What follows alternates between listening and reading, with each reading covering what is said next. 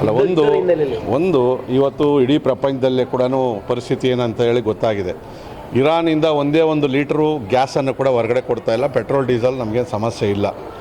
ಇಂಥ ಸಂದರ್ಭದಲ್ಲಿ ದೇಶದ ಜೊತೆಯಲ್ಲಿ ಪಕ್ಷಾತೀತವಾಗಿ ನಿಲ್ಲಬೇಕೆ ಹೊರತು ಕಾಂಗ್ರೆಸ್ ಅವ್ರು ಏನು ಅಂತಂದರೆ ಉರಿಯೋ ಮನೆಗೆ ಸೀಮೆಎಣ್ಣೆ ಹಾಕೋರು, ಪೆಟ್ರೋಲ್ ಹಾಕೋರವರು.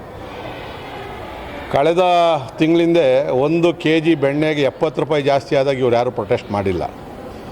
ಕುಡಿಯುವಂಥ ಡ್ರಿಂಕ್ಸು 3 ಬಾರಿ ಜಾಸ್ತಿ ಮಾಡಿ ಕ್ವಾರ್ಟರ್ ಮೇಲೆ 60 ರೂಪಾಯಿ ದಿನಕ್ಕೆ ಒಂದು ಬಾಟ್ಲಿಗೆ ಜಾಸ್ತಿ ಆದರೂ ಮಾಡಲಿಲ್ಲ. ಇವತ್ತು 60 ರೂಪಾಯಿ ಜಾಸ್ತಿ ಮಾಡೋದಕ್ಕೆ ಇಷ್ಟು ದೊಡ್ಡ ಹೋರಾಟವನ್ನು ಮಾಡ್ತಾ ಇದ್ದಾರೆ.